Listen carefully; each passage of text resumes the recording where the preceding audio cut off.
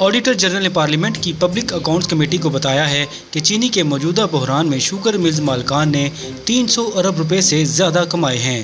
Public accounts committee کے اجلاس میں آڈیٹر جنرل نے کہا کہ اگر حکومت کہے گی تو چینی کے موجودہ بحران کا آڈٹ کر دیں گے۔ Chairman public account committee Junaid Akbar نے کہا ہے کہ 42 خاندانوں نے یہ 300 ارب روپے کمائے ہیں۔ بھارتی اپوزیشن لیڈر راہل گاندھی نے امریکی صدر ٹرمپ کی جانب سے 5 بھارتی طیارے گرنے کے بیان پر مودی حکومت کو آڑے ہاتھوں لے لیا۔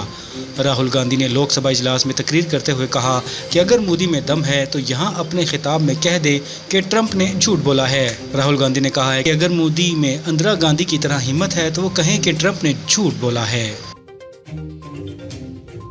بانی پاکستان تحریک انصاف عمران خان نے اپنے بچوں کو پاکستان آنے سے روک دیا۔ اڈیالہ جیل میں صحافیوں سے گفتگو میں عمران خان نے کہا کہ قاسم اور سلیمان پاکستان نہیں آئیں گے۔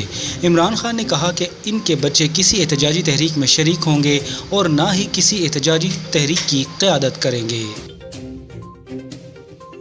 بھارت کے وزیر داخلہ امیت شاہ نے لوک سبھا میں خطاب کرتے ہوئے سابق وزیر داخلہ چدمبرم کے بیان پر برہمی کا اظہار کیا۔ مقبوضہ کشمیر کے سیاحتی مقام پہلگام پر فائرنگ کے واقعے میں 26 شہری ہلاک ہوئے تھے، جس کا الزام بھارت نے بغیر کسی تحقیق کے پاکستان پر عائد کر دیا تھا۔ اور ایشیا کپ کے صدمے سے دوچار بھارتی میڈیا، سابق کرکٹرز اور سیاستدانوں کا رونا دھونا جاری ہے۔ بھارتی ایوانوں کے ساتھ ساتھ میڈیا پر مودی سرکار سے ایشیا کپ کے بائیکاٹ کا مطالبہ بڑھ رہا ہے۔